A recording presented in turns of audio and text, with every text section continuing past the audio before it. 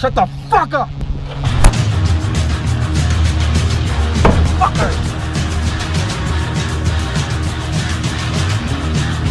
Move! Damn it!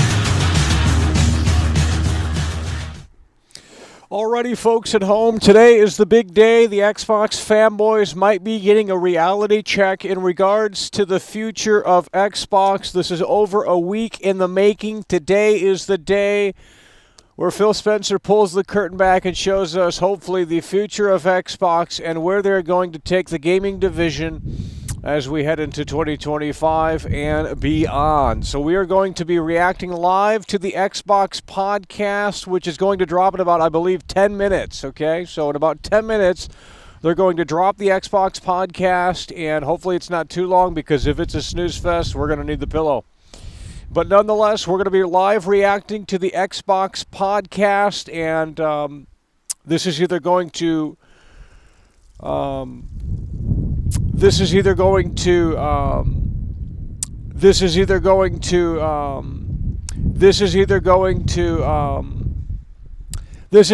make or break the Xbox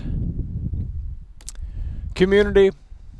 If that makes any sense. We've seen it time and time again. They were throwing their Xboxes in the trash the past few weeks, past week or so, and now we have the Xbox. We have Bald Lesbian super chatted $4.99. I simp for world class as the reality something is breaking. Situation something is breaking. to unfold. The audio is breaking. Never heard that before. Woman breastfeeding. That's baby. what we're talking about. Bald Woman lesbian coming breastfeeding, through. Bald baby. lesbian coming through. Woman It's a video game breastfeeding, show. Let's talk baby. about video games, not anyone else or me. It's a video game show. Xbox podcast coming, whatever your name is, coming through, popping the cherry. We appreciate it. That's what we're talking about. Let's get the lasers out there for you, buddy. We got the Xbox podcast, and that's going to be revealed here shortly in about 8 or 9 minutes. So the Xbox podcast is what we're here for, and we're going to be live reacting to what Phil Spencer, Sarah Bond, and Miles Kino super chatted $6.99. The death of Xbox is today. It was nice being an Xbox fan, but now it's truly over. Well, we really Rip don't know just yet, but we will figure that out very soon. We don't know 23 just yet years if of that's going to be the memories and case. We great don't know times. just Rest in yet if peace. that is going to be the case. We don't know just yet if that is going to be the case, which is why today is interesting, to say the least, because it could go either way. It could be the return of Xbox, or it could be the death of Xbox, or it could sit somewhere right in the middle. But regardless, we're going to learn the future of Xbox, the Xbox podcast, happening at the top of the hour. And Miles Kino coming through. Let's get you them lasers, bud. That's what we're talking about. So make sure you hit the like button, share it with your friends, because we are going to be live reacting here, as everyone else and their grandma is, for the Xbox podcast at the top of the hour here. And we're going to learn the future of Xbox. Are they going full multi-plat? Or do they have a few more things to talk about? Maybe an Xbox handheld? Is Xbox Live going free? There's a lot that could be here right within this podcast, which happens at the top of the hour. So let's go ahead and hit that like button. Let's get an X in the chat for Xbox. And, yeah, Xbox podcast. It's over. Xbox podcast. Levi Sorensen coming through hard. Levi Sorensen super chatted $10. This is going to make or break the brand. Well, maybe we'll see. I mean, it depends on a lot of things here. So, you know, this is a big day for Xbox fans and the community, and maybe gaming as a whole. And we're going to find out very soon, in just a few minutes, as the top of the hour is when the Xbox podcast. And I'm hearing a lot of wind. Holy fucking shit, it is windy as a motherfucker out here. That's what we're talking about. Levi Sorensen coming through. Hearing an awfully lot of wind out here. Levi Sorensen coming through with the 10. That's what we're talking about, as we anticipate this Xbox podcast here at the top of the hour. 6 minutes away, 6 minutes away until the Xbox. Let's get the likes up to 100, please. Thank you. 6 minutes away until the Xbox podcast. I saw someone go live earlier for 800 viewers. There's no doubt in my mind that that guy's botting, but hey, you do you. Nonetheless,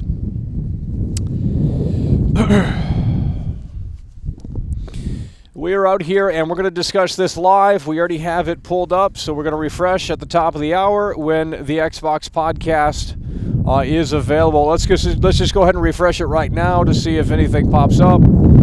And motherfucker, it is windy as shit out here, and the audio is suffering.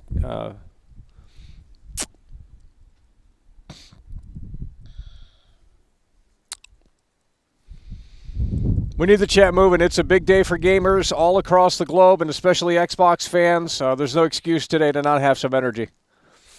We got to get this gamer crowd back in here because for some reason they all left. Because they thought that I hated gaming, and it's like, no, I'm passionate about gaming and in a weird autistic way, but people can't quite understand it, so that's been the case for years, but nonetheless, we're going to go ahead and refresh here. The Xbox podcast is going to be unleashed here momentarily. So we're going to do a quick refresh here, and hopefully it pops up. And hopefully it's not too long because, well, if it's boring, Jeffrey Super we're going to need the fucking pillows. $19.99. Xbox has been a part of my life since the beginning. Let's hope they deliver some good stuff. Keep it up, McCall. That's what we're talking about. Jordan coming through hard and strong with a massive $20 super chat. That's what we're talking about, bud.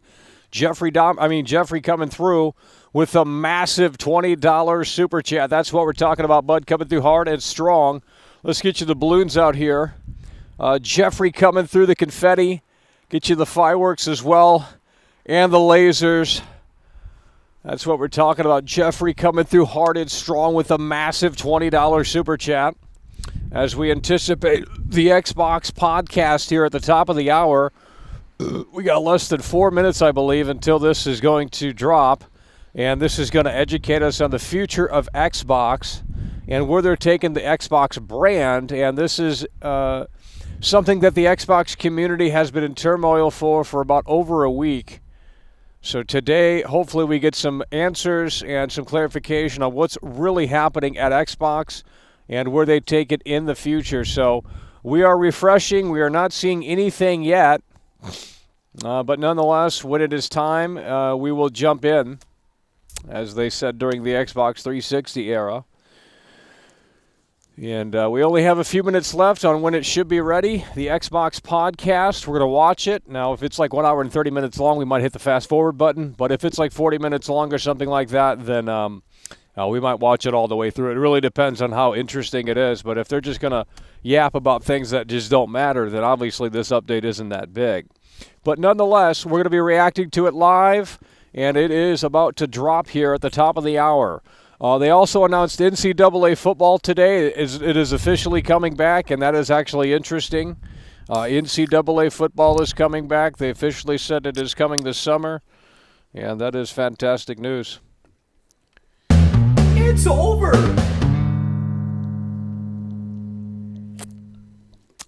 Miles Kino super chatted $6.99. Who's Mark Hal? Don't know.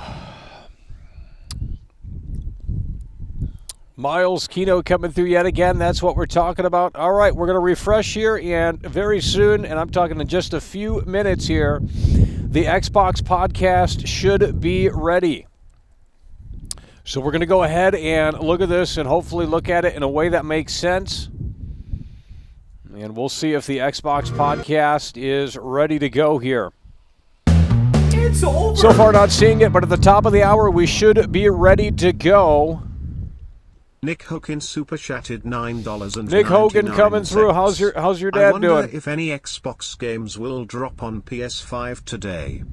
Well, that would be a spit in the face to Xbox fans, so I hope the answer is no to that. And that's what's gonna either make or break this. I mean, if they're bringing Xbox games to other platforms today, that's going to be a big spit in the face. I don't think you do that. I think you slowly roll it out, but you don't do that right off the bat because, it just seems like a big spit in the face to anyone that bought a Series X or S. Nick Hogan coming through. That's what we're talking about, It's bud. Nick over. Hogan coming through. And it's about ready to get started here. It's about ready to get started here. M0, M0, M0, M0, M0 coming through. $5. I had many kino and comfy times in Xbox Live from OG to 360. It would be hard for Xbox to die. Hope they abandon boomer boxes though. Yeah, well, the PS5 Pro is rumored to not have a disk drive. There might be an optional one, but nonetheless, I mean, it's physical media is done, and exclusives are probably out as well. So the gaming landscape is changing very, very quickly, and it is time. The Xbox podcast should be here, but I am not seeing it. So we're going to go ahead and refresh. And we are not seeing the Xbox podcast here. No. We're not seeing the Xbox podcast here. We're not seeing the Xbox podcast. It should be up, but I am not seeing the Xbox podcast here. Maybe they're not putting it up on YouTube. I have no idea where the fuck this is, where this is supposed to be, but I would assume it's going to be right here. This is the time it should be up. In fact, they're almost 1 minute late here. And we're not seeing the Xbox podcast. So we might have to manually type it in to find it here, as it is not popping up. And that is unfortunate. So I'm not seeing the Xbox It's podcast over. here. I am not seeing the Xbox podcast here, but we're going to have to manually type this in, it seems. Muchvile82 super chatted £5. Hope you have a good stream. There it is right there. There it is. Oh, my God. It's only 22 minutes long. It's only 22 minutes long. Here we go. We're going to watch it. It's only 22 minutes long, bro. Oh, my God. Hello and welcome to the official Whoa! And we have a very special episode today, as you can probably tell by the fact that I'm joined by Phil, Sarah, and Matt. Welcome. And we're going to talk about some updates at Xbox. We want to talk about game exclusivity. We want to talk about Activision Blizzard, now that they're part of our portfolio, how that might be an impact on Game Pass. And we want to talk about hardware, too, and how all of this fits into the strategy at Xbox. So where should we start, Phil? Well, when we originally had planned for the show, starting back in December, I think we probably would have started with Activision Blizzard, maybe talked a little bit about the exclusivity with some of the news coming up, and then hardware. But we've had some unforeseen news that has come out. So let's just go and tackle the exclusivity question, because I know it's on the minds of a lot of people. We hear from the community, and that's an important input for us. So we made the decision that we're going to take 4 games to the other consoles, just 4 games, not a change to our kind of fundamental exclusive strategy. What in the fuck? It is making It's this over. decision for some specific reasons. We make every decision. Hold on. There's a lot going on here. The wind is so fucking insane. People are going to come through. Michael Doggy style Yeah. The mods need to get this shit out of here. We're listening to the Xbox Fanboy podcast. They're bringing 4 games to Xbox. They're bringing 4 games to other platforms. This is insane. Health of Xbox means a growing platform, our games performing, building the best platforms for creators. Oh, this fucking wind. Reaching as many players as we can. We're always looking to learn as a leadership team and to grow. And we think this is an interesting point in time for us to use what some of the other platforms have right now to help grow our franchises. So we're going to do that. So these 4 titles, what are they? Can you say? Only 4 I'm not games. gonna name Oh those my God, games. he's not The gonna teams name the that are building games. Those games have Are you announced fucking plans that are not serious? too far away. As we know, game teams put a lot of energy into their announcements with the partners. So I don't want to take anything Oh away my from God. those teams. So I won't be talking about the title What? specifically, but I think when they come out, What? You're going to come out of the woodwork and say, hey, we got 4 games coming that are no longer going to be exclusive? What is he saying? I don't even know what the fuck's being said now. Oh, my God, bro. And then they're not going to tell you what games they are? Let's back the conversation up and see what was said, because I don't remember at this point. So let's just go and tackle the exclusivity question, because I know it's on the minds of a lot of people. We hear from the community, and that's an important input for us. So we made the decision that we're going to take 4 games to the other consoles. This is terrible. This is terrible. They're going to take just 4 games to the other consoles, but we're not going to learn what those 4 games are today. Wow. It's over. Could be Starfield, too. But why would they announce that here, right? That's bad news. Oh, my God. Just 4 games. Just 4 games. What is the decision in that? Man, this doesn't even make sense. Just 4 games. Just 4 games. Just 4 games. What are the 4 games? Well, we're not talking about that right now. Then what's the point of the podcast? What's the point of the podcast? Not a change to our kind of fundamental exclusive strategy. It is Okay, it's not a change. We're getting just 4 games coming to other consoles. making What this is the point of decision this? for some specific reasons. For specific, We make what the every hell is he decision saying? Oh my God! with the long-term health of Xbox in mind. And long-term health of Xbox means a growing platform, our games performing, building the best platform for creators, reaching as many players as we can. We're So why always just bring looking to 4 games? learn as a Why learning just bring team, 4 games then? This and doesn't make grow. sense. We think this is an interesting point in time for us to use what some of the other platforms have right now to help grow our franchises. So we're going to do that. So these 4 titles, what are they? Can you say? I'm not going to name Oh those my games. God. The teams that are building those games have announced plans that are not Oh too far my away. It's God. over. As we know, game teams put a lot of energy into their announcements with the partners. So I Miles don't want to. Kino super chatted $6.99. Shout out to my first super chat, right, Michael? That's what we're talking about. Anything away from those teams. So I won't be talking about the titles specifically, but I think when they come out, it'll make sense. Can we say if either of those titles are Starfield or Indiana Jones? They are not Starfield or Indiana Jones. Well, what was the criteria in how the team was thinking about selecting those 4 titles? Let me start a little bit outside of that, and then I'll get to the 4 specific games that we're talking about right now. Because the fundamental decision driver for any decision that we make, anything we're going to talk about today, is the long-term health of Xbox. That we're running a growing platform. What does that mean? That is reaching more players, that our games are having as much success as possible. And I do have a fundamental belief that over the next 5 or 10 years, exclusive games that are exclusive to one piece of hardware, are going to be a smaller and smaller part of the game industry. And that's not some great insight, because if you look at the last 10 years and what the biggest games are today, it's a natural place.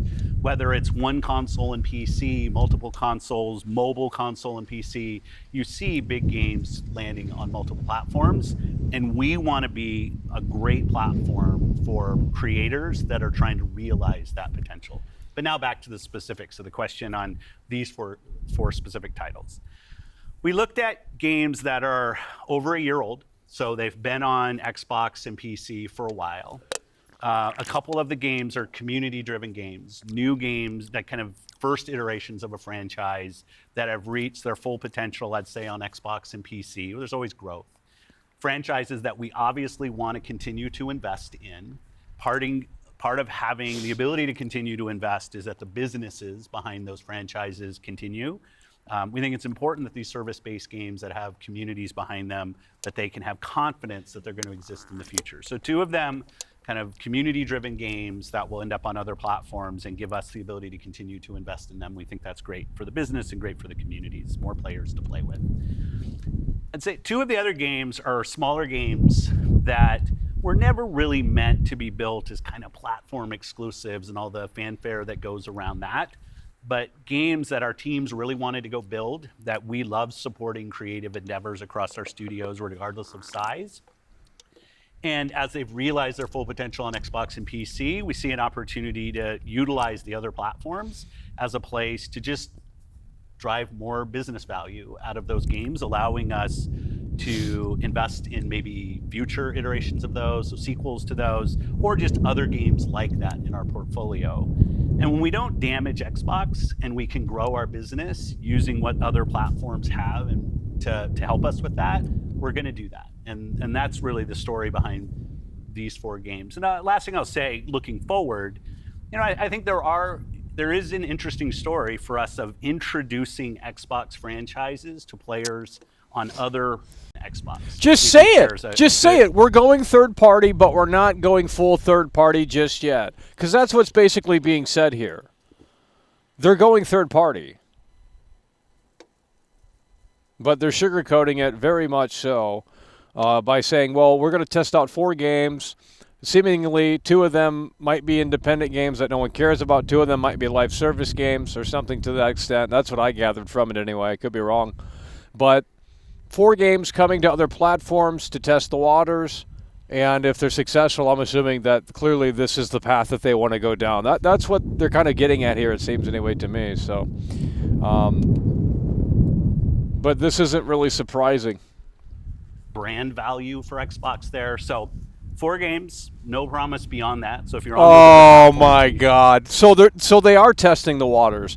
If the 4 games do very well outside of the Xbox ecosystem on the other platforms, then they're obviously going to bring more games. I mean, he just talked about the future of the industry and how there's going to be less and less exclusives. Yeah, this is basically what we thought it was going to be. This is basically what we thought it was going to be.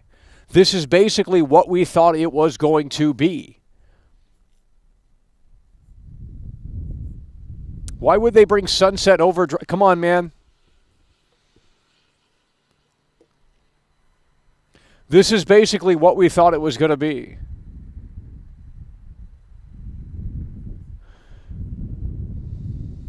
These 4 games coming, please don't take it as some signal that everything's coming. It's not. And we're going to learn. So when you are thinking about the future and this concept of live service games, games that can benefit from bigger audiences, new audiences, how does that apply to future titles and how you're applying that criteria there?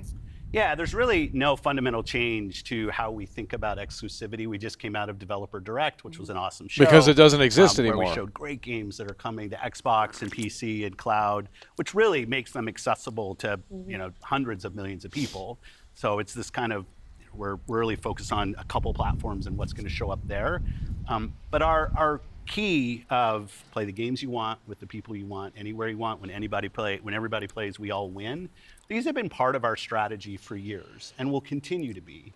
Our focus is on how do we continue to grow the games industry by reaching more players in more places, and how do we grow Xbox as part of that. Xbox is a hardware platform, Xbox is a publisher of great games, and Xbox as a platform for the world's best creators. Mm-hmm. And then knowing that, how do we think about our first-party games and Game Pass?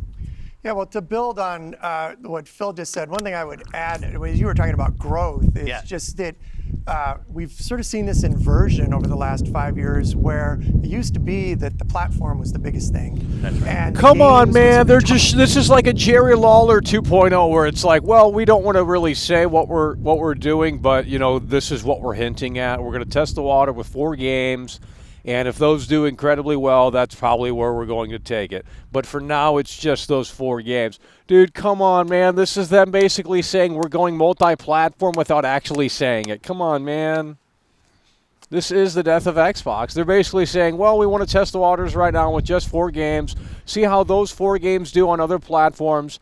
And if those are successful and, we see, things go up, they'll probably take other games as well down the road to those other platforms as well. So they're softening the blow here is essentially what they're doing. They're softening the blow here, and they're making it not seem like a really big deal, but it is a big deal because they're all but confirming that, yes, this is the road that they're going down.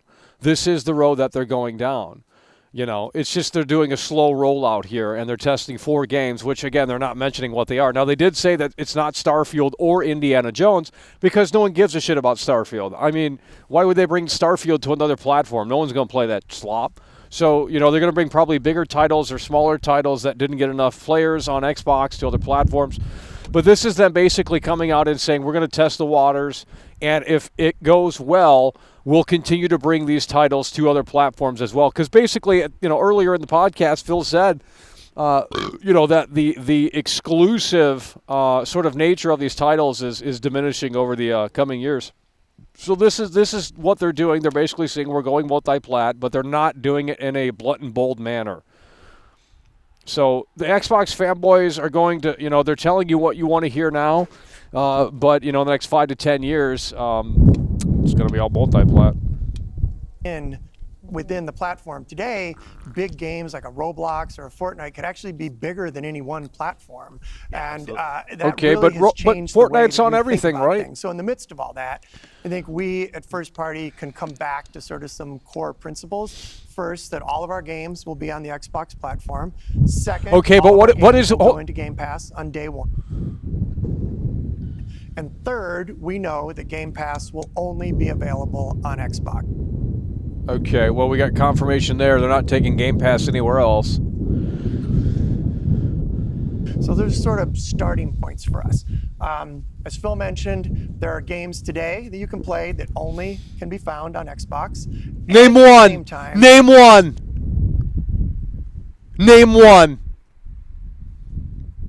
games today that you can play that only can be found on Xbox. That's not true. There is literally no Series X exclusive or Series S exclusive. That's not true. That you can play that only can be found on Xbox? What does that mean? Are you talking about the Xbox ecosystem, or are you talking about the Xbox console? Because it seems like they love to say Xbox and people just assume it's a console. Well, it's not. That's not true. There are no exclusive. Literally, there are no exclusive. All of the games are on PC as well, right? I mean, as far as I know, you can play Halo Infinite on PC. You can play Forza on PC. You can play Starfield on PC. There's no exclusives for Xbox. I don't know what he's talking about. And at the same time, we want to bring more of our games to more players. So we're going to What in the fuck are they talking about? He just said they're only bringing 4 games, and now they're saying the opposite. What is this podcast, bro? They want to bring more games to other platforms, yet we just said that there's only going to be 4 games? Oh my God. continue to look at that. Kind of moving aside, though, from some of those and thinking more about what does it really mean for the player, to me, the two key things are man. cross-play and cross-save. Those things allow us to deliver on the promise of Xbox, which is play with your friends where they are, play on the devices you want, play the games you want. So that is really only possible at a practical level when you know that your saves and your player are going to be able to move across all those parts. So not all of our games today are necessarily built to take advantage of that. There still will be some games that don't. As we bring more teams into the Xbox family, there's some catch up to do as we get there. But that cross-play, cross-save is like so fundamental to what we're doing, and I think is something that we as First Party get such a good benefit from being so close to the platform. Yeah, absolutely. I mean, that's one of the things, like you said, all of our games are always in Game Pass. And so I'm excited to announce, The president with the of coming together Xbox. that we had with Activision Blizzard King, that Activision and Blizzard games are coming to Game Pass, starting with Diablo 4 on Oh March 28th. my which I'm God. super excited to share today. And it's all part of our commitment to make Xbox, the Xbox experience, and the games that we build as widely available as possible. So now the 34 million Game Pass members can all enjoy the fantastic experience of Diablo 4. Amazing. Can we come back to the point, Phil, you mentioned at the top, this isn't really a change in strategy for us. Can you Bullshit. recap for me how it isn't? Yeah, and I thought both Matt and Sarah did a really nice job of talking about what we're doing on Xbox, where we're going. You know, if you take a platform feature like Xbox Play Anywhere, which has been a promise that we've made on our first party games, that you can buy our game once, you're going to get play across Xbox and Windows. I think we're the only platform that does this. That makes it possible for you not only to play with your friends wherever they are, but to know that you actually have multiple entitlements to the games. I think that's a technology I'd love to see applied to more platforms. But it is this view that people are going to play Xbox in multiple places, whether it's play the games you want with the people you want, anywhere you want, whether it's content, community, and cloud, whether it's when everybody plays, we all win. Like, we've had different taglines, different strategy kind of words that we've used, but always with this view that Xbox is a platform for creators who want to reach the most players. Our investments in xCloud, our investments in franchises like Minecraft and now Call of Duty and other large franchises so that we learn how to build those. This has been a strategy that we've been on for, I'd say, a decade. It's not about one device. It's not about games in service of a device, but rather the devices that people want to play on should be in service of making the games as big and popular as they possibly could be. So the console Because doesn't really a matter. I mean, healthy come on, creator man. community on Xbox, a healthy creator. So if you bought a Series X this past holiday season or what have you, I mean, it basically just doesn't matter. Great. Community and gaming all up is the thing that all of us as game players should be voting for, because that's the thing that will lead to the best long-term success and growth in this industry. And my understanding, just from listening and learning from you three over the past few weeks, just understanding what's happening with Xbox, is that we see trends with player behavior where people are playing on multiple devices. That is the reality. And we have put some games out on multiple platforms before. So my understanding is that that's been good for players. How does that come back to the business with all of that in mind? Yeah, as you said, we have shipped games on other platforms. In fact, realistically, if you look with the addition of Activision and Blizzard and ZeniMax, we're one of the largest game publishers on PlayStation, we're one of the largest publishers on the Nintendo Switch, especially when you put Minecraft into the equation as well. And now we're one of the largest publishers on mobile platforms as well. And that's not something that we want to back away from. We want to continue to be building great games that millions and millions of people can love. And that they can play those games where they want to go play. But we do understand the business success that Xbox has to have. Us as leaders in this business, the system today, the system that all companies that we play video games from, is a world of you got to be growing your business. Growth in our Xbox business is critical to the long-term health of Xbox.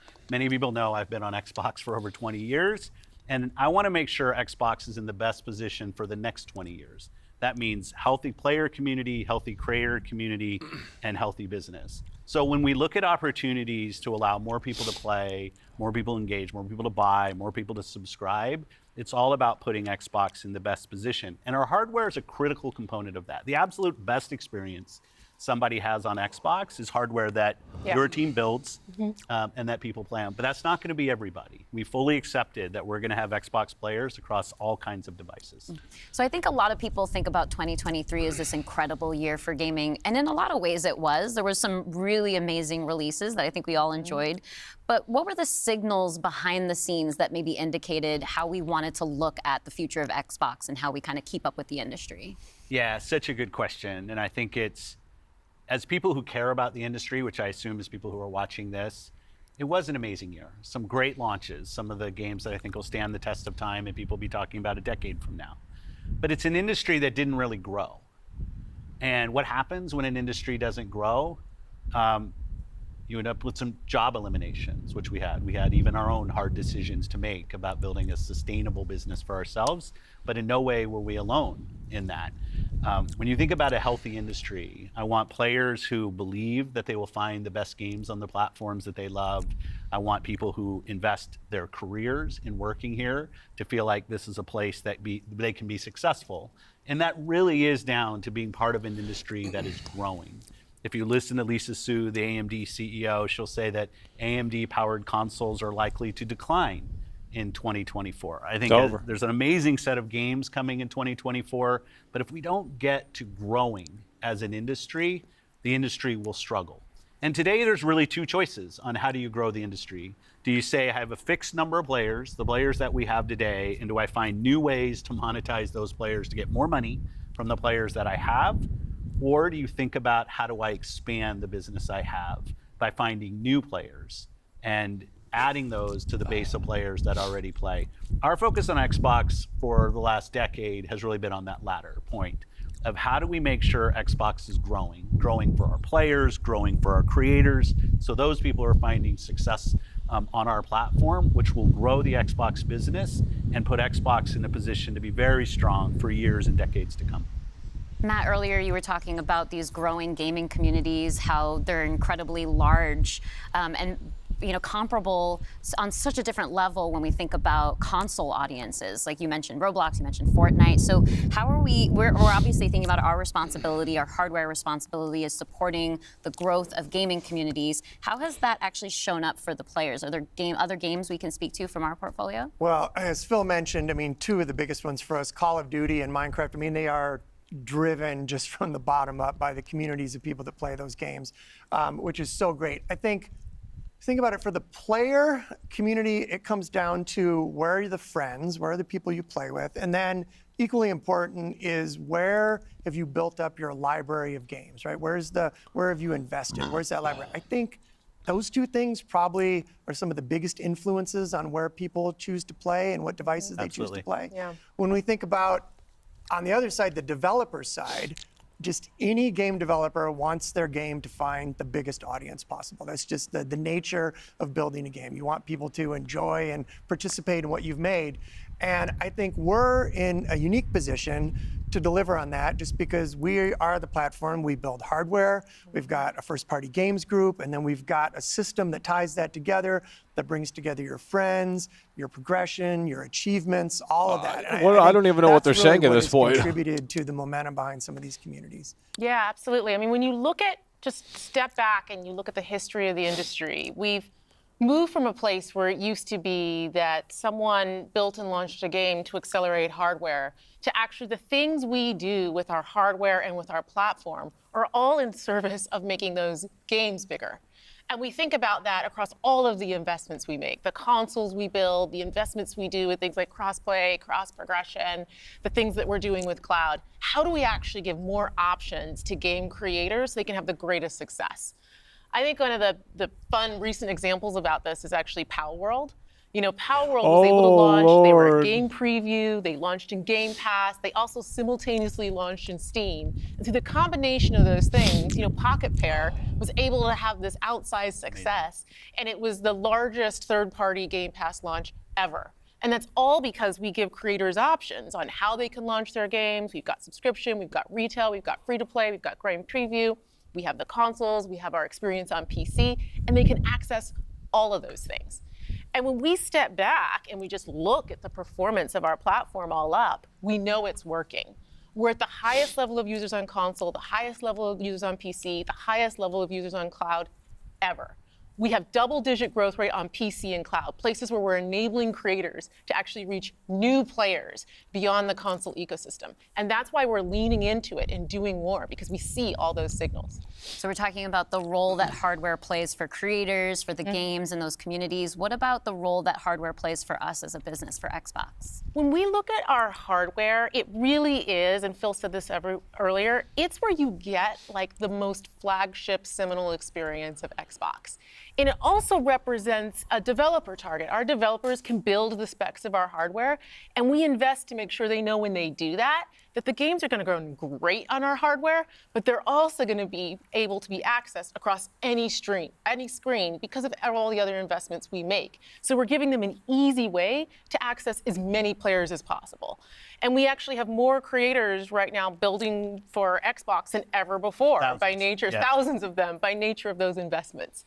And we got more to come. There's some exciting stuff coming out in hardware that we're going to share this holiday. And we're also invested in the next generation roadmap. And what we're really focused on there is delivering the largest technical leap you will have ever seen in a hardware generation, which makes it better for players and better for creators and the visions that they're building. And then when we're talking about hardware too, there's these other considerations that are really important to our community, probably to each one of ourselves as well. When you talk about library, because I want to dig in on that a little bit more. As we talk about cloud in the wider entertainment industry, there's conversations about streaming. How is that impacting how I own my content that I've invested in? So what can we say about our stance around game preservation?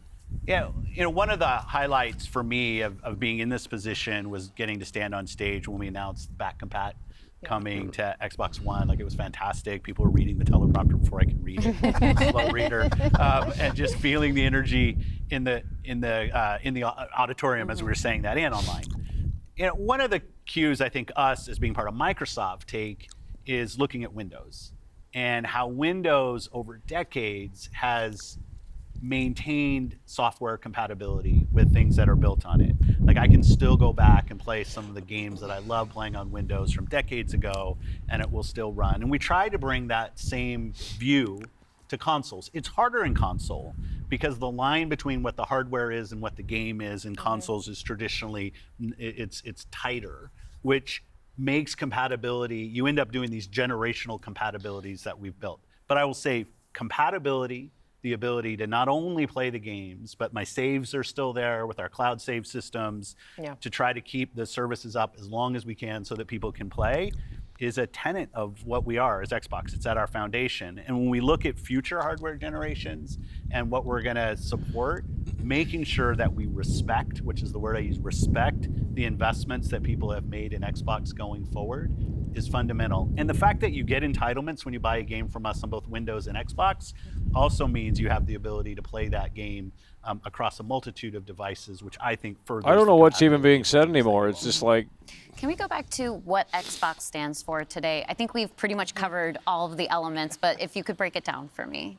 You know, when you play on Xbox, what we're saying is you're playing on a platform where you know the biggest games in the world are always going to be.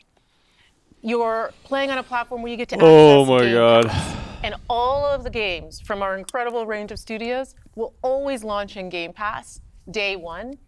And you're playing on a platform that's dedicated to you, like player-first features, cross-play, cross-save, cross-progression, backwards compatibility, being able to play your games in your library anywhere you want because of the investments that we make in cloud gaming. And so you're playing somewhere where you're investing and you know you get to take the games forward with you and across all of the screens where you are. And I think most importantly, Xbox is a place where you know when you're investing in Xbox, you're investing somewhere that is dedicated to making games more successful and creators more successful so that they can invest more to bring even better experiences to you all of the time. Yeah, just that investment in the studios is so, and we feel that as part of first party with the platform proximity. You know, it's kind of amazing now to look out across all the studios we've got and just be reminded that we're now one of the biggest development organizations. What are in we the learning industry. here? What does that mean for players? It means that the biggest games are going to continue to come to Xbox. And this 2024, the year coming up, we've got more than 10 major releases coming up. Great stuff. Hellblade 2. We've got Diablo expansion. We've got Avowed, Ara, the Indiana Jones game. And there's more in development, which I think we're going to be able to share more about at our June showcase coming up pretty soon. Well, I guess I should get ready to work on that show. God. Well, thank you all for showing up on the podcast today, and we'll see the rest of you this June. Yeah, Thanks, Tina. thank you. What? Oh my God. Wow. Well, there you have it. That was the Xbox podcast. What did we learn? That they're basically going third party, but they're not ready to fully dive into that just yet. So they had to soften the blow by saying, well, just 4 games, 5 games, whatever it is. I think 4 games. 4 games are coming to other platforms down the road, and then we'll basically see from there. That's basically what they said. And then just they regurgitated everything else that we already kind of knew. So they are going third party. They're going to test the waters with 4 games. It's not Starfield or Indiana Jones. But quite frankly, they didn't give you a reason to, as a Series S or X owner, they didn't really give you a reason to say, hey, you should not go to PlayStation. I mean, it's over.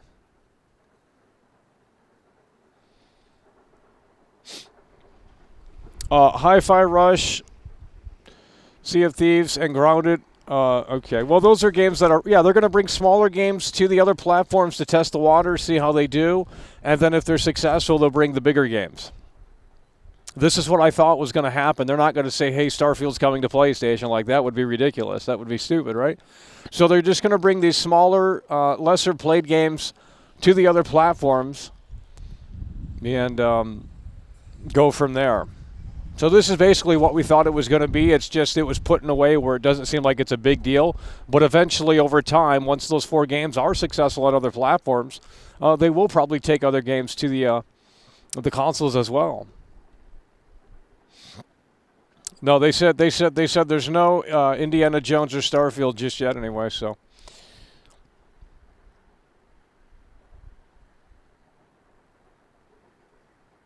Still love Xbox. I don't know how you could really. I mean, there's no point in buying the console. I mean, if you don't have an Xbox right now, what's the point of buying the console?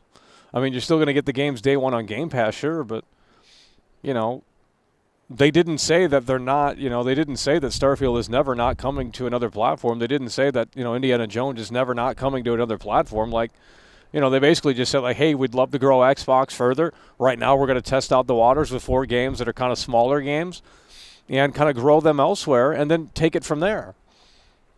They basically just said, well, yeah, we are going third party, but that's not a surprise because, that's where the industry is headed.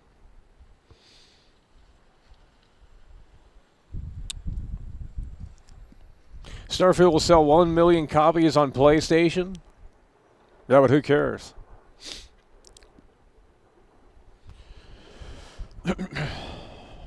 They can't say they're bringing Starfield to PlayStation right now. I mean, it hasn't even been a year since it came out on Xbox.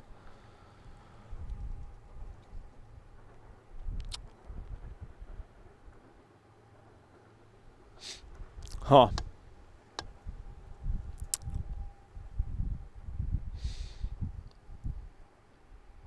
Well, if you don't have any thoughts or opinions, I mean, I'm not really sure what else to tell you here. I think we probably should wrap it up. I mean, it's basically what we thought it was going to be. They just kind of softened the blow a little bit by saying, well, Xbox is still the best place to play and blah, blah, blah, blah, blah. But basically, 4 games are coming, just 4 games for now. And we'll bring those other 4 games to the platforms, see how they do, test the water, and then just go from there. So they're basically going multi-plat. That's what they were saying without basically saying it. And, I think they could have did this a little bit better. I think they could have made it more clear.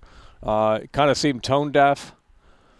To the Xbox community.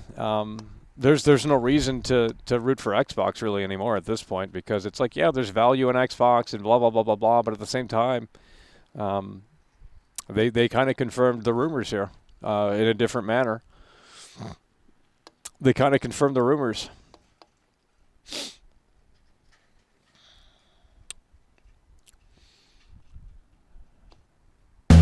It's over! Halo will be on PlayStation, yeah, probably. M0. They're just going to roll it out slowly. Super chatted $5. What I've learned is that Mobile One play any game, on any device, anywhere. They're clamoring for mobile. Well, that's the biggest market, mobile gaming, and if they were smart, they should bring all these games to the Switch because that is the most popular console still. So it depends on how Nintendo is going to do with Switch 2 and what that ultimately is going to entail. But they might be the last ones left in the old school sort of way where it's like, well, if you want to play Mario Wonder, if you want to play Zelda Tears of the whatever, you have to get a Switch. I mean, officially anyway, so...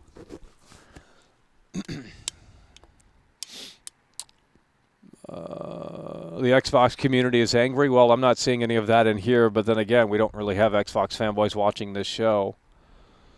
We used to have a few, but have no idea where they went. Nonetheless, yeah, I don't know what other people are thinking or saying about this. To me, it was basically what we've heard for the last week or so, but it was basically them kind of saying, well, we're gonna trickle these smaller games out first. We'll bring them to other consoles and platforms, and then basically, if those are successful, we'll go further from there and start bringing the other bigger titles to the other platforms because we want to grow the Xbox ecosystem. And why would we just encapsulate it within Xbox and PC when we can take these games to other consoles and platforms and just make it bigger and better.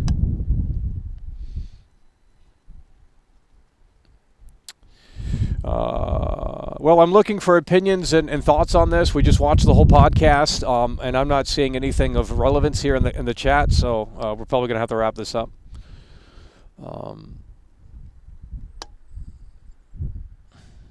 I guess I'll have to go watch other people to see what they think about it, because I'm not getting opinions in here on what you guys thought about it. I guess you don't have any feelings or thoughts about it.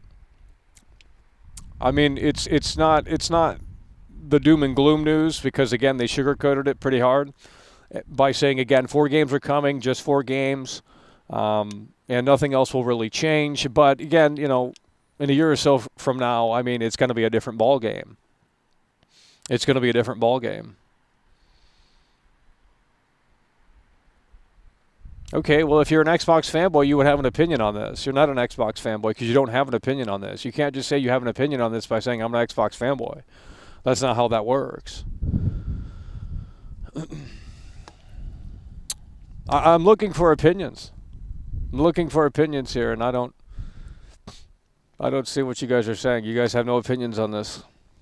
We waited over a week for this. The hysteria was crazy. You know, I don't know what you guys want me to tell you. Just 4 games, release them all.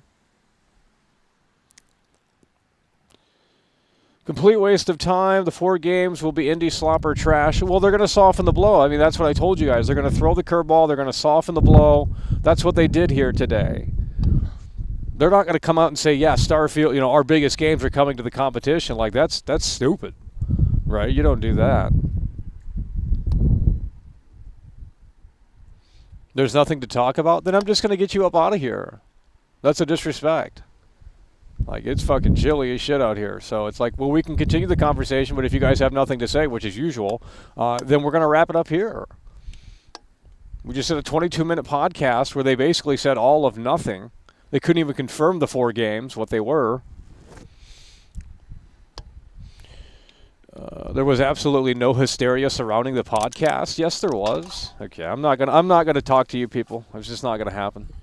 There's no fucking hysteria surrounding the podcast. Yes, there was. There was a week of fucking turmoil from the Xbox community. People were fucking going apeshit over this shit. Like, well, wow, why should I own an Xbox? You know, I'm not gonna listen to these losers in here. Like, go back to some cave that you crawled out of, because it ain't a gaming-related cave. So just go back to it, because you're not contributing to the conversation in here.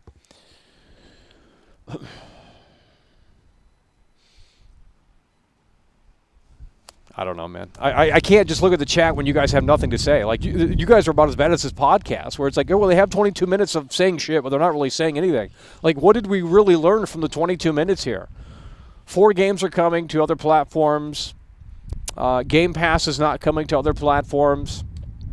That's basically all we learned. The rest was just filler talk. That's why they should have just had bullet points up, like saying, hey, you know, this is kind of what we're thinking right now.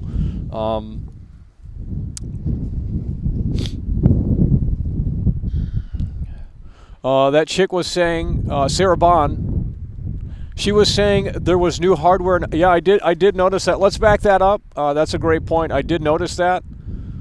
So there might be a new Xbox. You know what I'm thinking? I'm thinking Series X without the disk drive. A refreshed Series X without the disk drive. I did notice that right here, probably right in here. Great point. So we're talking about the role that hardware plays for creators, for the games and those communities. What about the role that hardware plays for us as a business, for Xbox? When we look at our hardware, it really is, and Phil said this earlier, it's where you get like the most flagship seminal experience of Xbox. And it also represents a developer target. Our developers can build the specs of our hardware, and we invest to make sure they know when they do that the games are going to run great on our hardware, but they're also going to be able to be accessed across any screen because of all the other investments we make. So we're giving them an easy way to access as many players as possible. And we actually have more creators right now building for Xbox than ever before by nature, thousands of them by nature of those investments. And we got more to come. There's some exciting stuff coming out in hardware that we're going to share this holiday. And we're also invested in the next generation. Okay, so the next generation roadmap. Hardware. There's some exciting stuff coming out in hardware. It's over. Yeah, share this holiday. So there's going to be a new hardware announcement this holiday. It's probably Series X without the disc. 5280 super chatted $4.99. If I had to guess. The chick was saying new hardware announcement this holiday season. I'm gonna assume it's just a refreshed Series X without the disc drive. Something like that. I mean, it's not going to be a new Xbox console. That would be ridiculous. So I'm going to assume it's going to be a small refresh of the Series X, because I remember hearing a rumor that Series X was going to get refreshed without the disc drive, because that's not really a thing anymore, right? Why need that? So that's I'm assuming that's what that could be. A Series X refresh without the disc drive.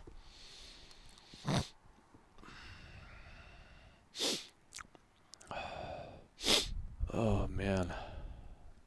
Oh, they should make a handheld?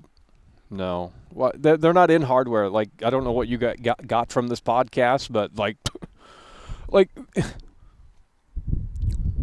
already told you, like, they don't give a shit about hardware. That's not what they're in. They couldn't even sell you on the hardware there. She just said, like, it's the best place to play with, like, without any reasons on why that is.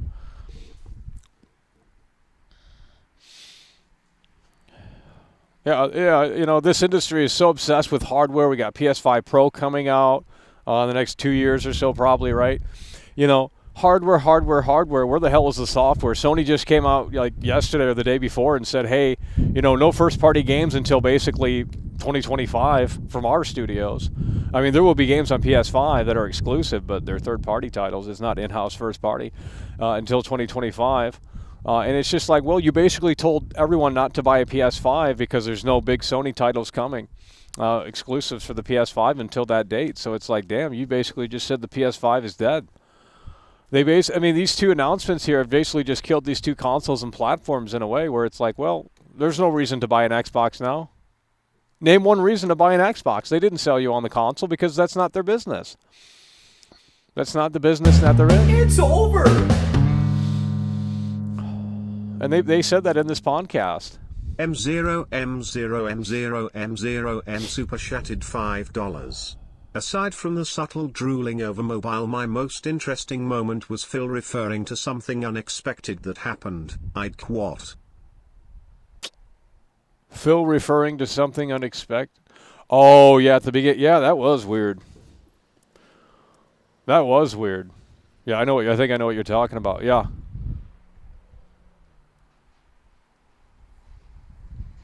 Originally had planned for the show, starting back in December. I think we probably would have started with Activision Blizzard, maybe talked a little bit about the exclusivity with some of the news coming up, and then hardware. But we've had some unforeseen news that has come out. What the fuck does that even mean? Like, this guy is like the head of Xbox, or at least Sarah Bond is, and it's like, what the hell? What are they? This is. Imagine if PlayStation did a podcast like this. It's like, that's how you destroy your brand. Like, ain't nobody want to watch this crap. Like, you have no idea. Imagine, dude, you got to let the fucking games speak for themselves. You got to let the hardware speak for itself. I don't know what we're doing here, but, coming out with these stupid podcasts and just saying nothing of substance, really, outside of, like, maybe a couple of minutes of actual, like, information here. I mean, it's ridiculous.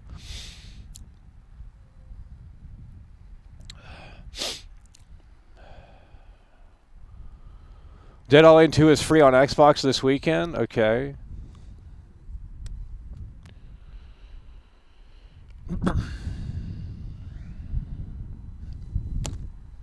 I'm waiting for someone to have an opinion on this, and yet that's nowhere to be found. 400 plus people in here, and you guys don't have an opinion on this. Only 167 likes. Where is you don't have, we just watched 22 minutes of this over a week of waiting, and you have nothing to say. You have nothing of substance to say. Well, you're just like this podcast where they just filler talk for 22 minutes. That's all it was. I mean, I went to E3 and I know how exactly they talk. It's the same thing. We can't talk about this right now. Blah blah blah blah blah. It's the that's how they talk in the world of video games. They can't talk about anything specifically, so they just tell you nothing essentially. Oh my God. Oh my God. Oh my God. Can we get, if there's an Xbox fanboy in here that maybe not in the chat, like I would like to hear from you. So maybe we can get you on the line, but I'm not sure if it's worth it. Because I know people are reacting elsewhere. I can go to someone else's stream right now, and I guarantee you it's either going to be doom and gloom or it's going to be like, wow, this wasn't that bad. We don't really care. I have no idea what the actual reaction to this is because I'm right here reacting to it myself. And to me, we already basically knew all of this. They're just kind of confirming it in a way that's not as blunt and bold as you know, as black and white as some people are making it out to be for the past week or so with, well, you know, Starfield is coming and blah, blah, blah, blah, blah. And it's like, well, those games are probably coming, but not now. Those games are probably coming, but not now, so. Oh, my God. Why do the podcast?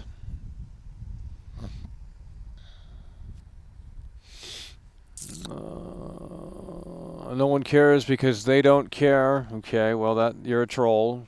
Your opinion doesn't hold much weight.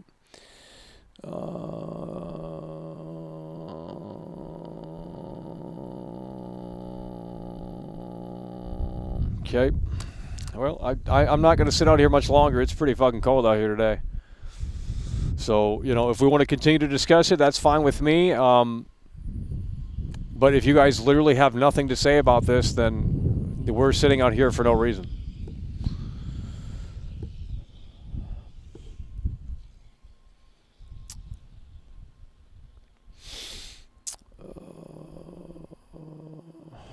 This chat is fucking nasty. I mean, it's just like off topic. I don't understand, man. I'm going to go read someone else's chat. Yeah, I'm going to go read someone else's chat. Because they'll actually discuss it. So I'm going to go read someone else's chat. There we go. Holy fuck. Wow, this guy's... Huh. Yeah. Yeah. No. Okay. Okay.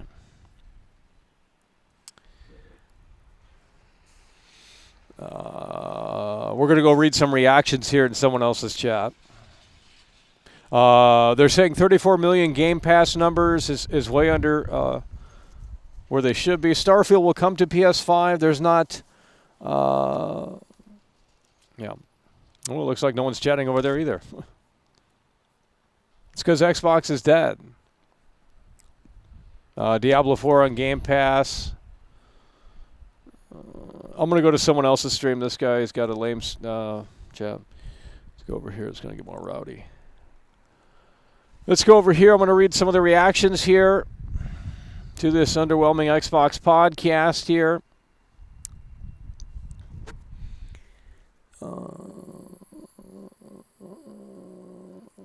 Someone's saying that, oh, maybe that's what the announcement was. Maybe, well, hell, maybe that's what the announcement was. When she talked about hardware this holiday season, maybe that is the handheld. I was just thinking it was going to be a Series X refresh because we did hear about that. But, you know, maybe it's something a little bit more than that. Maybe it is an Xbox handheld. That could be interesting. I didn't really think about it like that. Well, there's seemingly going to be a hardware announcement later this year. What that could be, we have no idea. It could be a Series X refresh, could be a handheld. If it's a handheld, I think that could be interesting. Weird Stanley super chatted $5. As an Xbox guy who was worried he'd have to jump to PlayStation, this was okay. If Game Pass stays off PS and Nintendo, I'll stick with Xbox consoles. Yeah, but sure, Game Pass might stay off of Xbox and Nintendo. I mean, PlayStation and Nintendo. But if they just keep bringing the games eventually to the other platforms, it doesn't. I mean, you know, again, you're still, yeah, you still buy an Xbox to play that shit day one on Game Pass, Indiana Jones and all the other games coming. But eventually, you know, if this is successful with these 4 games, those games will likely come later on down the road. So it's kind of like what PlayStation's been doing for a while now with the PC shit. You know, Last of Us 2 is still a PlayStation console exclusive, you can't play that game on PC. It doesn't exist on PC. So that's one example. The Last of Us Part 2, you can play it on PS4, PS5 remaster, but there is no PC edition. There is no PC port. So that's a true exclusive that if you want to play that game, you either have to get a PS4 or PS5. It's not on PC, and it's only available there. Ghost of Tsushima, another game. There is no PC version. There might be later on down the road, but right now there is no PC version. That's still an exclusive. But again, there's a lot of games that will probably come to PC. So, you could argue, well, do I need a PlayStation anymore? Well, there's about 8 or 9 exclusives from what I figured out that are actually still tethered to the PlayStation 5 console that you can play on PC, and we don't know if they're ever coming to PC. So there are still exclusives on PlayStation. It's just not as many. And like Phil Spencer said, that is going to more than likely shrink as we head into the future of this industry.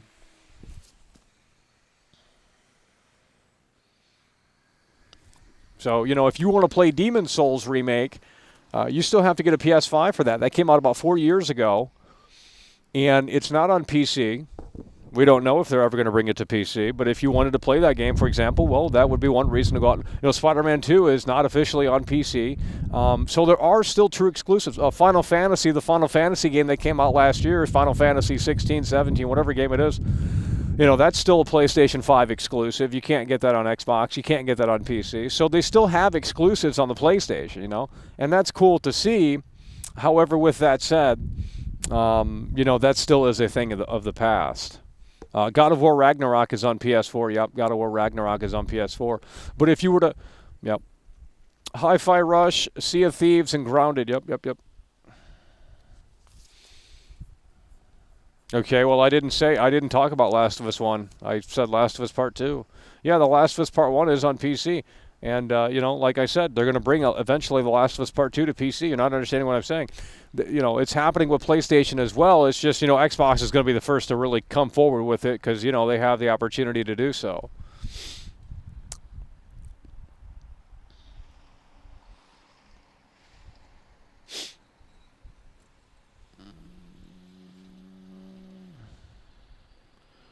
If Valve, MSI, we're not talking about emulators, you're not understanding what I'm talking about. It's a problem with the show on a daily basis.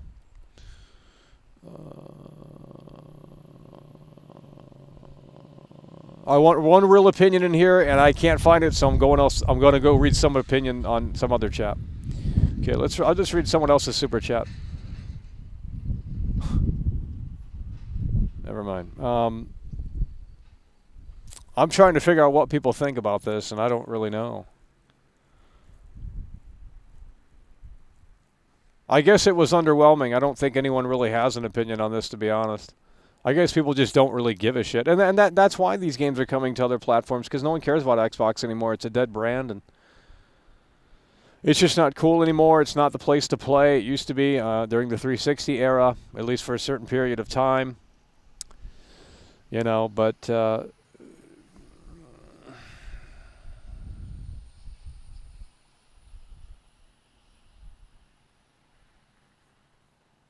Yeah, well, this podcast was what I thought it was going to be. I mean, it's them saying, yes, we are going third party, but, we're going to test the waters before we go all in.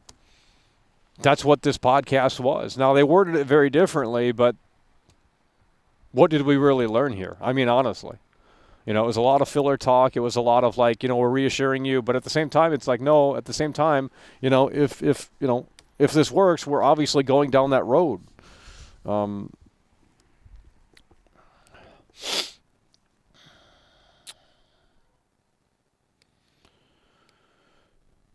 Well, yeah, they didn't address it because why would they? I mean, that's silly.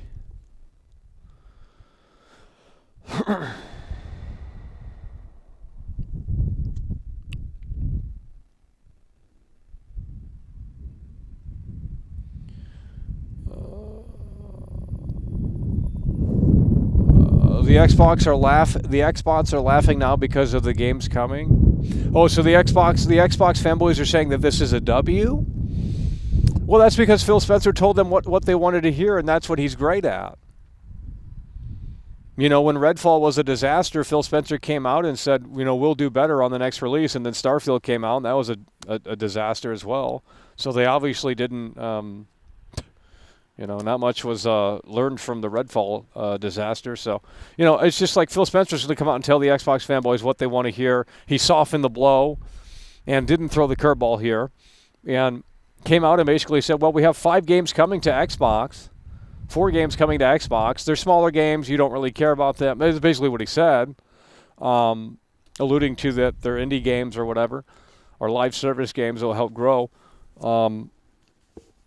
But yeah, you're not going to see Phil Spencer come out and say, hey, today at Xbox we have some important things that we would like to talk about. Starfield is coming to PlayStation. Like, yeah, you're not getting that shit. But eventually that will be a reality. Eventually that will be a thing.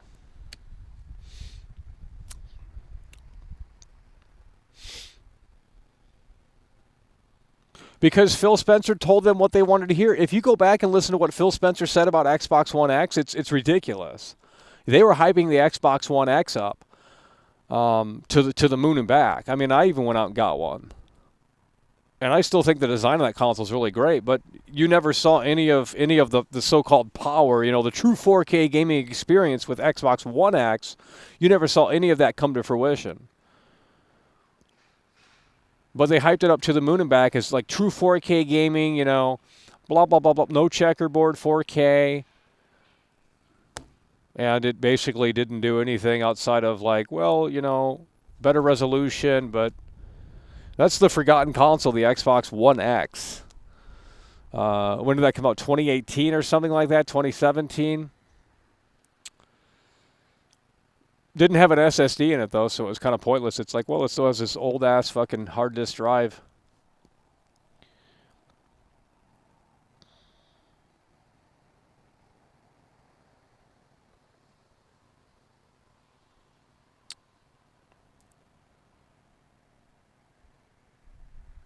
It killed the PS5 Pro, the PS4 Pro? Hell no. Why would you buy a Pro console? You know, I mean, if GTA 6 is great, maybe there will be a reason to pick up the PS5 Pro, because it might run like shit on the original PS5 by the time that game fucking comes out. You know what I mean? So there might be a reason to pick up the PS5 Pro, because by the time the GTA 6 comes out, the PS5 Pro might be an actual console. Might actually be out in the store shelves. But with that said, if it doesn't come with a disc drive, I'm not interested. Because I want GTA 6 on disc. And, well, we don't even know if that's going to come to disc. At this point, it probably won't. It'll be the first GTA 6 that's pure digital at first, and then maybe it comes out physical. Because by 2026 almost, I mean, yeah. Man, this...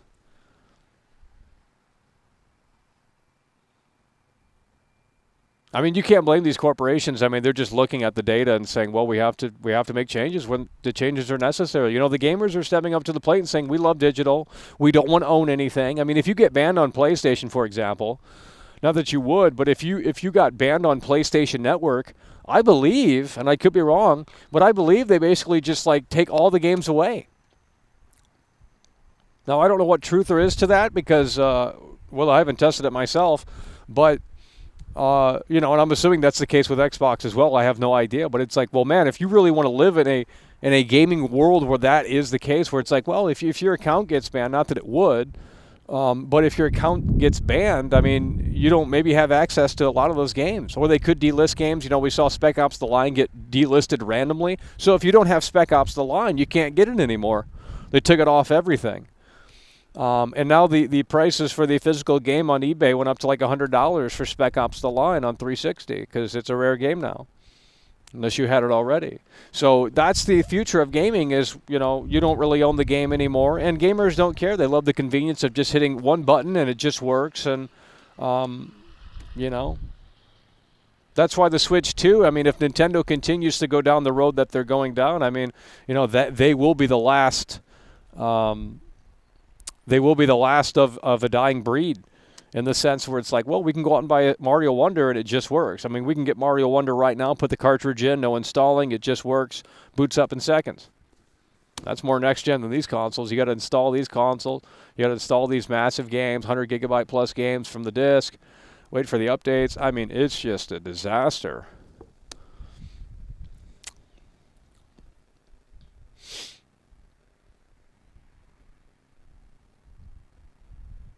Xbox tried to shift all digital way too quickly with Xbox One. Now that they've realized the mistake, they're removing ownership stealthily. Okay, I don't know about that. I don't know what that means. No, they didn't really. Here's the thing with Xbox. What they're really great at is, they're doing it right now. They just basically confirmed that they're going third party. No one gave a shit.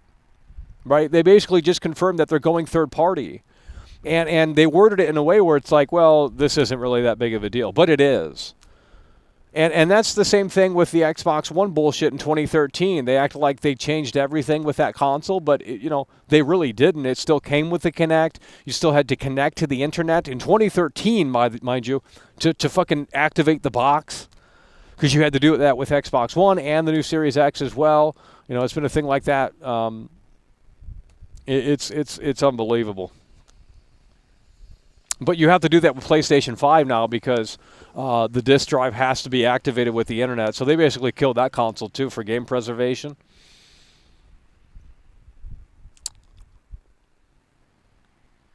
So if you have the old fat PS5, which I think they stopped selling already, that has the built-in disk drive in it, you're good to go. But if you have the newer one, if you reset the console, I believe, it's going to ask you to check into the internet again to reactivate your disk drive. Just the absolute worst.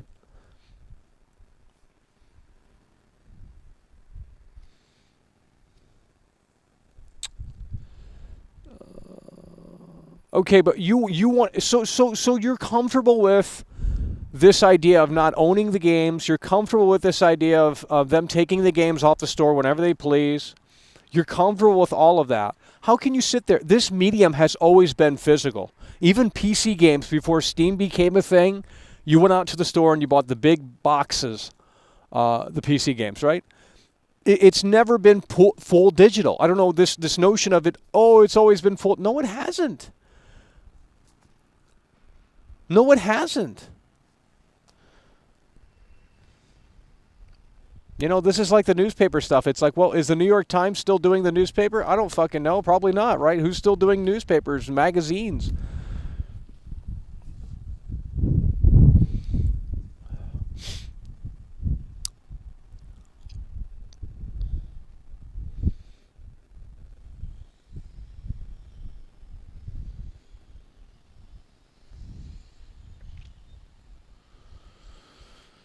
Oh my God. Yep.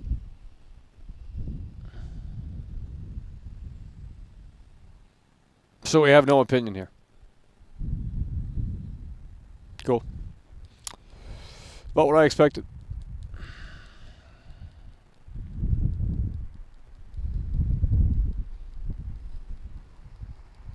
I'm willing to debate anyone right now. And no one's stepping up to the plate, so what do you want me to tell you? If you want to defend this, that's fine with me, but you're not seeing what they really said. And I didn't think they did a great job, to be honest. I thought it was pretty... They should have had a close-up shot of Phil directing the gamer. This past week has been nothing but turmoil from the Xbox community. Is Xbox dead? There's even been some creators that said, I don't know if they still think this or what have you, but they said that they're done covering Xbox stuff because of potentially them going third party. And, they softened the blow here. They threw the ball a little bit more fragilely. And as such, no one cares. It's like, oh, this is just a little podcast. It's okay. Phil's taking care of us. But, that's not the case. These games will come to PlayStation. Some of them will come to the Switch as well. That's just what it's going to be. It's just right now, we're only saying 5 games for now. 5 games for now. We got a new hardware release potentially coming later this year, whatever that entails. Maybe a refreshed Series X, maybe a handheld. A handheld would be kind of cool if there's local, but, no, that's probably a PlayStation 5 Portal.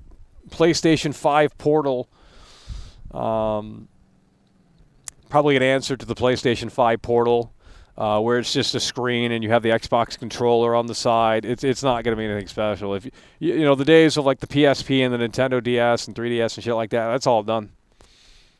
Now they're just giving you useless, dude.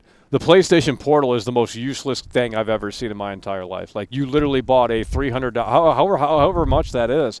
You bought a fucking screen with a DualSense 5 on the side, and if you don't have internet, you can't do literally anything on that. Like, you can't even use the screen because I don't even think it will boot to the dashboard. So it's the most pointless fucking thing that I've ever seen. And I'm sure Xbox is going to follow suit with something similar. That's probably what the hardware announcement is later this year.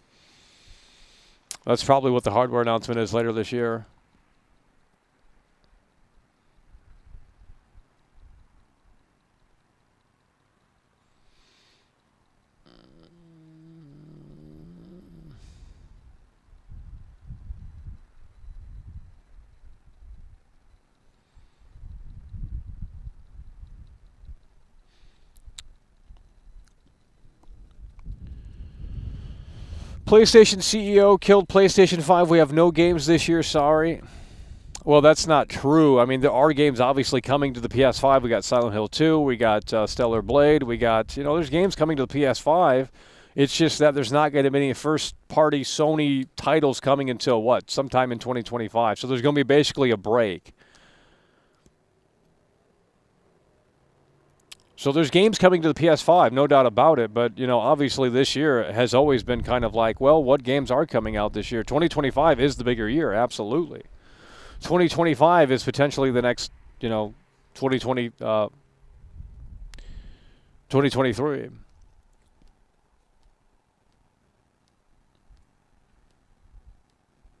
Next gen Xbox in 2025. What's the point of buying it? I already knew in 2020 there was no point to buy the Xbox, but it went in the cart, and it was during COVID, and during you couldn't buy these consoles in the stores, like it was an online exclusive thing. So they're very hard to find, the scalping and all that stuff. So the fact that it went in the cart, I said, well, fuck it, we'll get the Xbox Series X. It went into the cart, and we were able to get it. But I will tell you that I even knew back then, like, what is the point in buying this thing? Like, we already know Halo's coming to PC. We already know that Starfield is. Yeah. What's the point of buying the Series X? I already knew that back then in 2020. I mean, Phil Spencer came out and said that back in 2013, this is a 10-year roadmap for them. And I don't think he's really wrong. I mean, but you can say that the Xbox One actually did have exclusives. The Xbox One actually did have exclusives. So, they can sit there and say cloud gaming and, they had this vision for that long. But, at least the Xbox One actually had exclusives,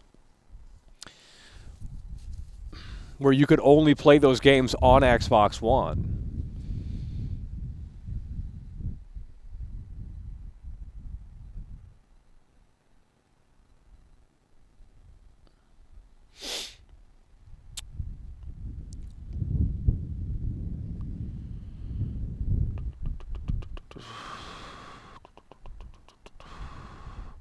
$2026 for GTA 6. Rockstar is not ready to release the game.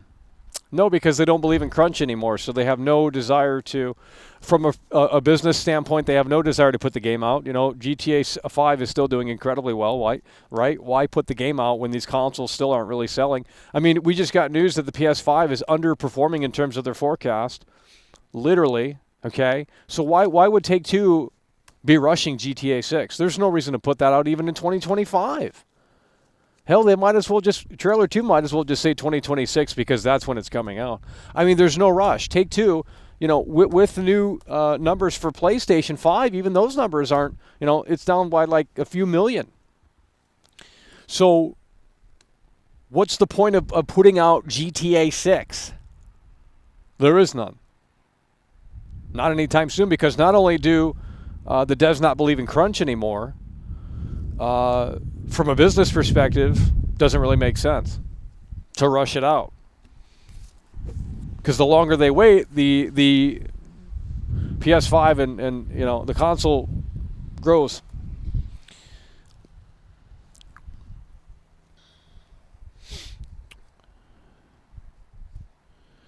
PlayStation is going third party. The future of the CEO even hinted at it. Okay, well, I've talked about that. I said that. We literally said PlayStation just died. That's what I was referring to. Yes, everything is going third party. However, with that said, right now anyway, the PlayStation 5 does have true exclusives. The PlayStation 5 does have at least 8 or 9 or 10 actual exclusives that can only be played on that hardware. It's not on PC, it's not on PS4. They have still exclusives. Now, is that going to change? Probably. But for now, it is still the box to get if you want to play those exclusives, because right now all of them are not available on PC. How do you not understand what I'm talking about? Okay, we're going to wrap this up since you guys aren't respecting my time. You're not talking about the topic at hand. It's like we're going to start banning these people, these robots in here, whoever the fuck these people are in here, because it's just fake conversations in here. It's like you cannot get in tune with this yet. There's 400 people in here, yet you cannot discuss this. You have nothing to say about this. You have nothing. You just don't care. So somehow we've accumulated 400 plus fake gamers. Annoying. Very annoying. Oh my God.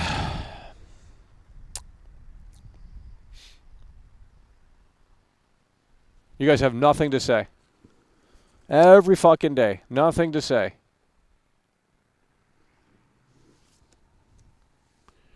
Well, I'm going to go read someone else's chat. That's what we're going to do. Okay.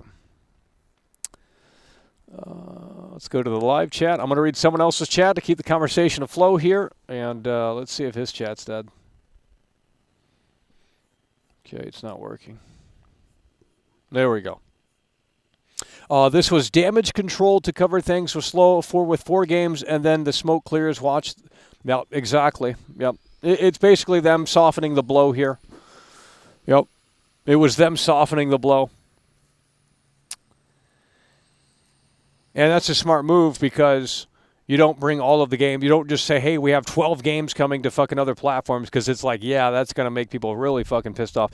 You just make it sound like these small little 4 games are coming to, these other platforms. The Xbox fanboys don't give a shit about that. But again, in the next couple of years or so, this will change. They literally just said that within the podcast by saying, well, they talked about all of this stuff in the podcast. It's like people don't listen, though, so. It's like, what are they teaching at schools these days? I mean, do they allow people to get... Like, I grew... in high school, like, the iPhone was a thing, but you had to be, like, very super rich to have one. I mean, it was pretty much brand new. I was only, like, 2 or 3 years old. So no one really had an iPhone. It was still a fucking flip phone with physical fucking... Like, I can't imagine, like, how like, this generation is going to school and they're learning zero. Like, absolutely nothing. Because they're on their phone. I mean, I don't know how schools manage that. Never really thought about it because, the cell phone was a thing, but it wasn't a smartphone back then. If you had a smartphone, I mean, some people had like the iPod Touch or something, but nothing like it is today. And it's just like, man, it just seems like no one knows how to listen anymore. It's like there's a listening comprehension problem. It's like, they said everything that you needed to know in this podcast, and it's just like people didn't listen. Just because they weren't blunt and bold about it, like saying, oh, yeah, we are going multi-plat. No, they ain't going to fucking say that shit. We have 5 games coming, blah, blah, blah, blah, blah. But they talked about how, the exclusives are diminishing. They talked about the future of the landscape of this industry, and it's just, I mean, to me, it confirmed everything that we needed to hear. But it's not a big deal because, they said Starfield isn't coming. They said Indiana Jones isn't coming. And that was one of the things that was very smart, is by making that very clear that, yes, Starfield is not coming to other platforms, at least not yet, and Indiana Jones as well. So that's how they basically put their foot down and said, all right, no reason to be worried here about, if you're an Xbox fanboy, no reason to be worried because our biggest games aren't coming to other platforms. But we're going to put some of these indie or lesser known or played games on these other platforms to test the waters, to see how they do. And once they get the data back, they'll go forward and start slowly but surely putting out everything and anything. They basically confirmed that in this podcast. Everything that you've heard, they basically confirmed it, just in ways that maybe weren't as straightforward. Okay, this guy's got a dead fucking chat over here. I can't even... Hell, I thought I was on my chat. This guy's chat's not even moving at all. Oh, I don't think it's live anymore. I don't think it's live anymore. Let's see who's still live here.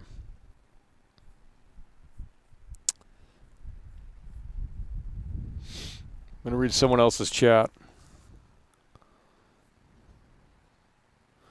Dreamcast guy, Xbox confirms games coming to PS5. My reaction to the Xbox Business Podcast. I guess no one cares because they softened the blow. They said Starfield and Indiana Jones aren't coming, so no one really cares. So it was a smart way to basically just shut everyone up, and that's why Rockstar put the GTA 6 trailer out as well, to shut everyone up and just to say, hey, yes, it's coming. Here you go. Blah blah blah blah blah. It's not coming out until basically 2026, but you know, it killed the hype as well. I mean, it killed the hype as well.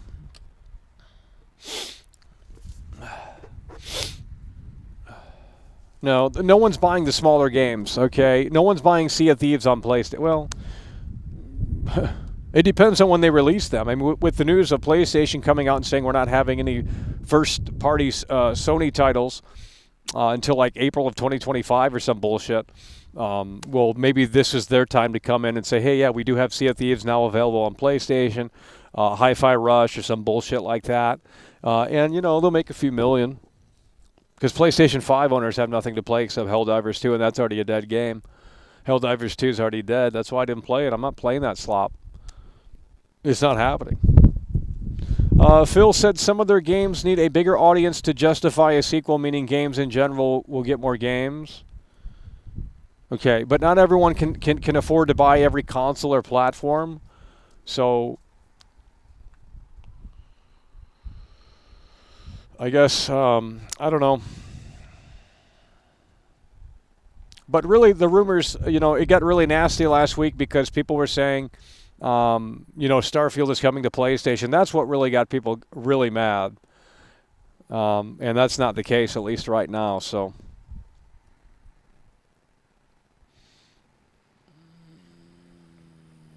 Dreamcast guy tells you to subscribe before even. Well, I'm going to have to do that because obviously it works for him. He's got more subscribers and more viewers than I can ever dream of. So, you know, I'm just going to have to follow his lead. Obviously it works. Why would Indy be a part of those 4 games? Dumb question. It's coming months after release. I have no idea what you're talking about. Oh, Indiana Jones? No one said anything. You're not listening. You're not listening. Guys, I can't continue the show if the chat's going to be this fucking dead, okay? It's not even moving. Come on. We're going to wrap it up. It's a fucking cemetery.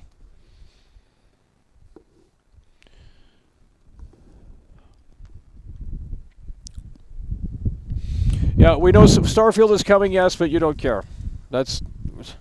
I already told you guys that. You're not listening. God. Okay, we're just... God, you guys just say dumb shit. Like, I don't know what they're teaching at school these days, but it must be fucking nothing. Y'all are homeschooled or something. Something's off. Something's off. Imagine being homeschooled. Like, that is not...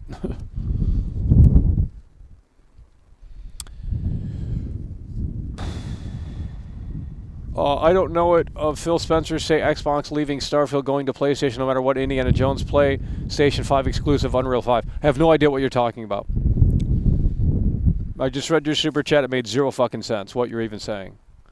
I don't know it of Phil Spencer say the Xbox leaving Starfield going to PlayStation no matter what Indiana Jones play from station exclusive, Unreal 5. What you just said, like, you are drunk. Put down the fucking bottle. Holy fuck.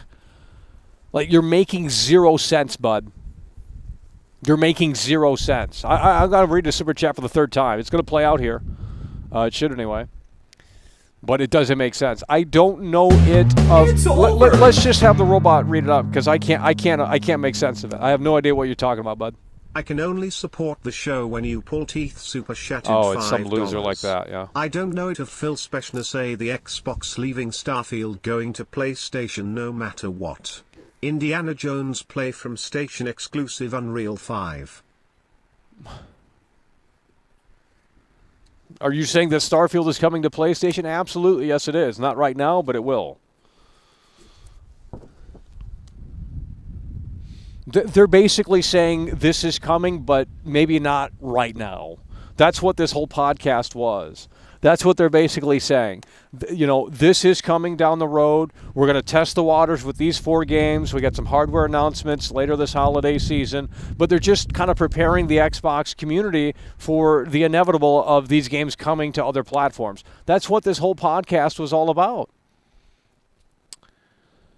How do you not see that? Like, did you not understand the podcast?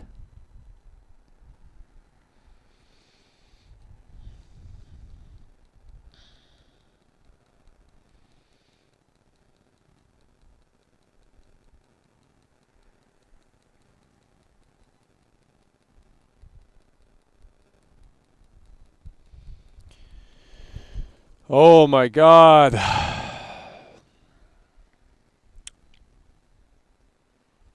I mean, I could do the rest of the show here until the battery dies. We got 14% left on battery, so not too much longer here, but I can just do the show where we just stare at each other's face and say nothing because, I mean, that's about as useful as talking out here. It's talking to a brick wall every single fucking day because I don't speak American English. I'm speaking a language you've never heard of, very evidently. It's like, I don't know how you guys get through the day. I really don't. I really don't know how some of you get through the day. It's like, if you can't even make fake conversation, then yeah, you ain't getting far. Because that's what you got to do. You got to small talk. You can't just sit there and be silent. It's not going to work.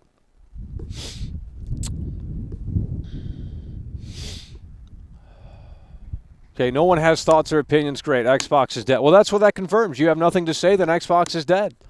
You have nothing to say about this. Xbox is dead. That's what this confirms because you have no opinion on this. You have no actual genuine opinion on this because you don't care because Xbox is dead. Well, that's what this confirmed. Yeah.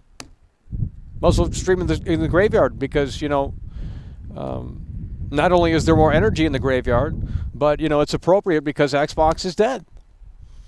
Xbox fanboys still should be pissed, but they're not going to be because Phil Spencer told them, Phil and Sarah, and the Matt guy, they told you what you wanted to hear. They told you what you wanted to hear. They literally confirmed the rumors without making it seem like it was a big deal. That's what today was. And you don't care. Well, you didn't care about a week ago. Why would you care now? Why would you care now? Xbox is dead. Microsoft Game Pass will live on but get worse.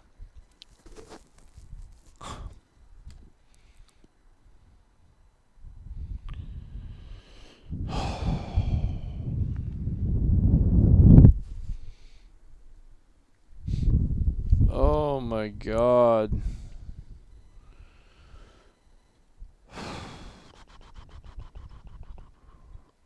You just got here. What did we miss? Well, they said there's 4 games coming to other platforms. They didn't mention specifically what those games are, but Starfield is not coming to PlayStation, nor is Indiana Jones just yet. So you didn't really miss out on much here.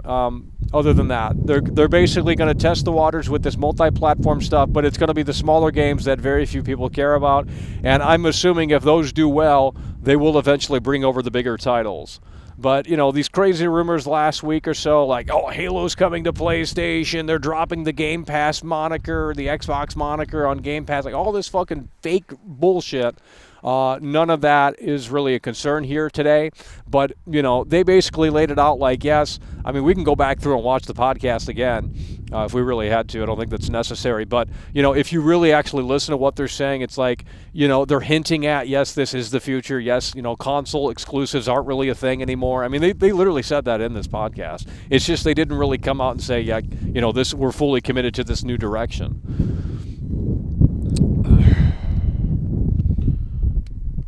Gaming isn't dead because I'm going to make my own game and we're gonna resurrect gaming. It's going to be a top-down game because it's probably easier to make a top-down game and very simplistic but feature-rich. Okay. It might just be 2 circles on the screen moving around, but as long as you're having fun, what difference does it make? Graphics don't make a great game, right? We don't need visuals in our game.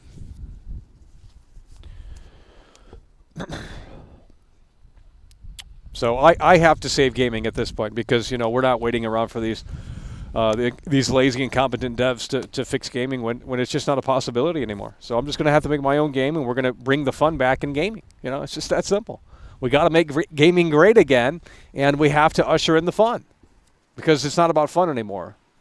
It's about, you know, we wanted to make a movie. Hollywood said no. So now we have to make a game, and every game has to be be taken super serious, and every game is not fun, and it's just a chore to play. It's a grind. It's a live service, suck your time sync thing. Yeah, I'm not interested in any of that bullshit. My game ain't going to have any cutscenes. If you can't figure out what's going on, then, well, that's a lack of intelligence. You boot the game up, it just works. It just plays, you know? No bullshit.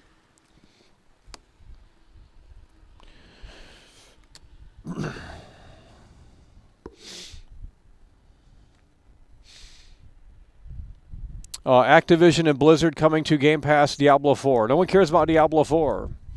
No one cares about Diablo 4. Make a game in Dreams? I'm not making a game in Dreams because you can't take the game outside of Dreams. It's over. We could probably make an HTML M0, with the help of ChatGPT. Quite frankly. $5. Phil just friend-zoned Xbox fanboys, and he did it so well they don't even realize it. Yeah. Well, I mean, and that's what was said with, if you look at the Xbox One X marketing and all this bullshit of like true 4K gaming, you know, unprecedented power with Xbox One X, like, bro, when you got that console, there was nothing, like, it didn't do anything. Like, there was not a massive jump because you had to wait for developers to patch their games to actually take advantage of the Xbox One. It wasn't like this brute force thing where it's like, well, the machine, you know, will just do it automatically. It's like, no, you have to wait for these devs to update the game to match the power of the Xbox One X. And it's like, okay, you just bought this box and it doesn't do anything really new. I mean, it's a way better looking box. It's really cool. But outside of that, it was basically... I'm not sure why that console existed. And then they came out with Series X just a few years later saying, well, it's way more powerful SSD, velocity architecture, and all this shit. And it's like, okay, buddy. It's like just buying random hardware every fucking 4 years for no software. Where are the games? I mean, these games take 8 years to make. It's like your game shouldn't take more than a month to make. You know? I mean, Jesus. That's what we're talking about. M0 coming through.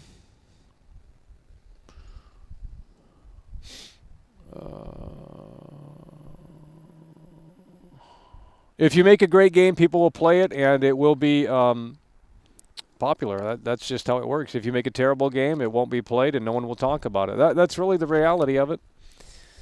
All right, we have low battery, 9% left, so we're just going to go until it probably hits 5 or 4%, and we'll wrap it up here, but I don't think anyone... I think they softened the blow here to a point where a lot of people don't have an opinion on this. I went to other chats, and it wasn't really moving either as well over there, so...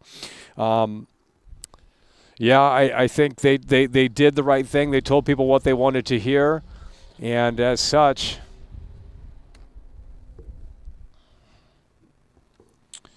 It just kind of like, well, the conversation was already like dwindling anyway. Like last week, it was a lot more like, holy fuck, like Xbox is totally dead. You know, all these massive games. You know, people were getting really crazy over these rumors that we didn't know if it were true or not.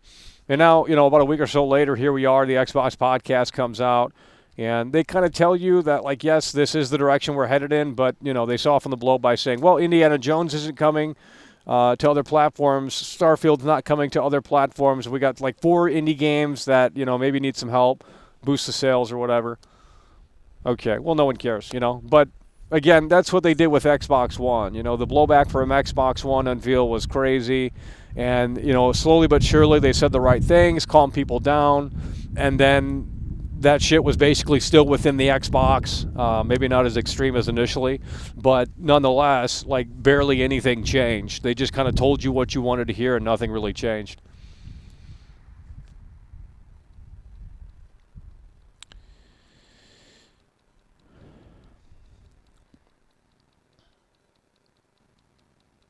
It was all damage control. Well, they didn't do a great job. I mean, no one cares. But that's probably what they wanted. I mean, you know, The turmoil last week was insane. People were destroying their Xbox. They were ripping shirts up. They were saying that we're never going to cover Xbox again. Like some of these massive Xbox creators are saying we're done. Fuck this bullshit. We're out. And now it's like, well, yeah, we don't really care. It's only 4 games. Oh, we still have Starfield. And, the Xbox fanboys are like clapping like, oh, Phil, he told us what we wanted to hear. And it's like, yeah, it wasn't necessarily bad news, but the industry is evolving and they have to adapt and make changes. But